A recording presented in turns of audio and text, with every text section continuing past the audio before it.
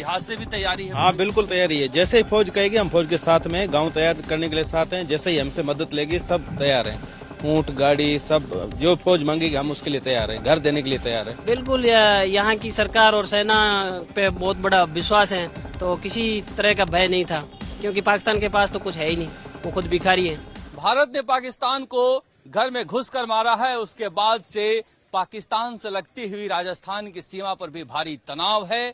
जो एयरक्राफ्ट हैं, लड़ाकू विमान हैं, वो रात भर आसमान पर मंडराते रहे हैं। बॉर्डर इलाके में बड़ी संख्या में अल्पसंख्यक समुदाय के लोग भी रहते हैं। जो सम का इलाका है उस इलाके में बड़ी संख्या में है। इनसे बातचीत करते हैं कि एयर स्ट्राइक के बाद जिस तरह से हालात आप बॉर्डर पर देख रहे हैं, क्या सोचते हैं लोग, कितनी तैयार हैं? यहाँ की जनता बिल्कुल तैयार है और फौज के साथ हर तरीके से कंधा मिला के पाकिस्तान से लड़ने के लिए तैयार हैं। और जो भारत की सेना ने स्ट्राइक किया है उसको यहाँ बहुत बड़ी खुशी है। जो पहलगांव में बेगुनाह लोगों को कत्ल हुआ था उसका बदला भारत ने लिया है। इसको लेकर इस क्षेत्र में बिल्कुल खुशी है। क्या नाम है आपका? मठार भाई, ये जो पाकिस्तान सीमा पर तनाव है 65 और 71 में भी देखा गया था। यहाँ के लोगों ने मुकाबला किया था उसमें पाक फौज का। इस बार क्या सोचते हैं? इस बार भी हम इस साथ है, फौज के साथ हैं, हम तैयार हैं। बॉर्डर के लोग जितने भी हैं मजबूत लोग हैं, हम फौज के साथ पहले भी थे आज भी हैं। हम हर टाइम फौज के साथ तैयार हैं। क्या नाम है आपका? करीम खान जी, सम के इलाके में जो गांव है ज्यादातर अल्पसंख्यक समुदाय के गांव हैं, जहां पर वो सेना के साथ मिलकर रहते हैं। क्या गांव के लोग सोचते हैं इस एयर स्ट्राइक के बाद? बिल्कुल सर, हम तो सेना के साथ थे, अभी भी सेना के साथ में है। हम तो हमारे देश के साथ में, वतन के साथ में। अभी जो बेगुनाह लोगों को मारे गए हैं तो हम तो हमेशा उनकी मजम्मत करते हैं और हम सेना के साथ में होकर हम लड़ेंगे पाकिस्तान से, कोई दोहराया नहीं है। बिल्कुल खुशी से लड़ेंगे, बिल्कुल। उस समय जब लड़ाई हुई थी 71 वाली, तब भी बड़ी संख्या में लोगों ने सेना का साथ दिया था। जी बिल्कुल, हाँ, जैसे बड़े बुजुर्गों से सुनते हैं, हमारा तो जन्म भी नहीं था उस वक्त, तो उस टाइम भी यहाँ के जो बॉर्डर इलाके के लोग हैं वो बिल्कुल जो संभव मदद थी फौज की थी। जैसे ऊँट किसी को उपलब्ध कराना है या पानी पिलाना है, तो हर तरीके से अभी भी फौज के साथ हैं यहाँ की जनता।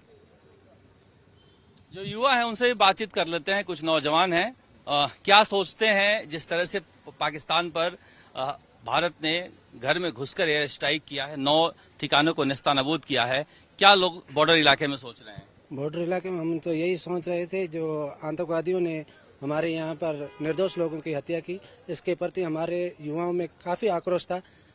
धैर्य रखा और 15 दिन के बाद जो रात को भारत वायुसेना ने जो स्ट्राइक करके दुश्मनों के ठिकानों को नेस्तनाबूद किया, हम इसकी सराहना करते हैं। और वक्त आने पे हम यहाँ बॉर्डर के इलाके के लोग भारतीय सेना के साथ हैं। भारतीय सेना के साथ हैं। आपका क्या नाम है? क्या नाम है आपका? क्या नाम है आपका? मेरा नाम है हबीब खान। क्या करते हो आप? मैं यही कॉलेज करता हूँ। कॉलेज करते हो। ये जो युवा हैं वो क्या सोचते हैं बॉर्डर इलाके के? युवा बहुत खुशी की लहर है। हम मिलिट्री के साथ है युद्ध करने के लिए। हम जैसे भी सपोर्ट होगा वैसे हम सपोर्ट करेंगे। सारे लोग यहाँ पर साथ देने के लिए, सपोर्ट करने के लिए तैयार हैं। ये बताइए कि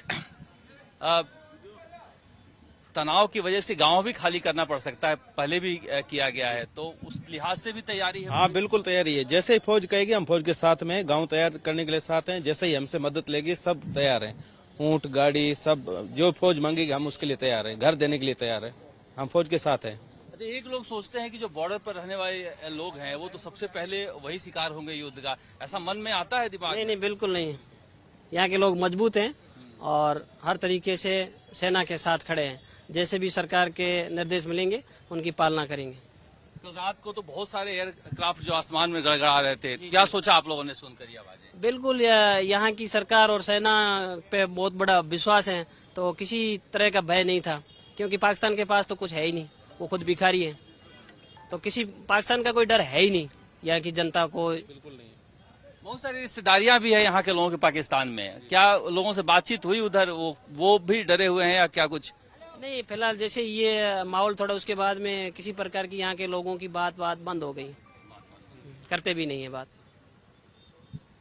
ये स्थिति है जहां पर आप देख सकते हैं कि जो बॉर्डर इलाके पर बड़ी संख्या में मुस्लिम समुदाय के लोग रहते हैं, वो कह रहे हैं कि हम 65 और 71 में भी इसी तरह से आर्मी के साथ मिलकर लड़े थे। जब ऊंट की जरूरत पड़ी तो ऊंट दिया, या फिर पानी की जरूरत जहां पड़ती थी पहुंचाते थे, कंधे से कंधे मिलाकर काम किया था। इस बार भी सारे के सारे गांव तैयार हैं पाकिस्तान से मुकाबले के लिए। जिस तरह से भी भारत सरकार या सेना का कोई भी आदेश होगा, गांव के लोग पूरी तैयारी करके बैठे हुए हैं। सायरन अगर बजता है तो उसके लिए भी तैयारी है। बिल्कुल बिल्कुल बिल्कुल बिल्कुल तैयारी है। 71 की लड़ाई में किसी को पता है, किसी ने बताया बुजुर्गों ने क्या हुआ था? ये बात ही करते हैं। उस टाइम जो भी सेना को जरूरत पड़ी, किसी को रास्ता बताना है या फिर ऊंट की जरूरत है, तो जो भी सहयोग था वो किया था। सुनते हैं, हमारा तो जन्म भी नहीं था उसमें। ये स्थिति है। जिस तरह से पहलगाम में इंसानियत की हत्या हुई थी, सारे लोगों का मानना है कि निहत्थे लोगों को इस तरह से नहीं मारा जाना चाहिए था, और आतंकियों के गढ़ पर हमला हुआ है तो इस इलाके के लोगों में भी खुशी है और कह रहे हैं कि जरूरत पड़ेगा तो पाकिस्तानी फौज के साथ मुकाबले के लिए भी तैयार हैं।